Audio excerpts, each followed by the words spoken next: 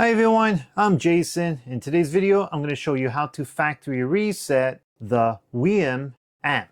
This will also work with pretty much any of their products. It's very simple. So right over here, we got the volume knob and the power buttons right here in the middle. So what we're going to do is we're going to press the power button and we're going to hold it for 10 seconds. You will hear the speaker say factory reset. Let's do this now.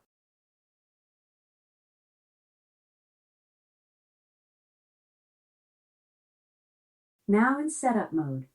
Follow the instructions in your device's companion app. Continue to hold.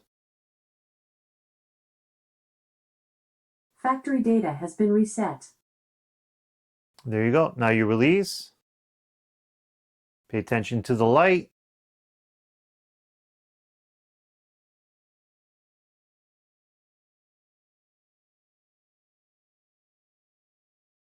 Now the system's rebooting.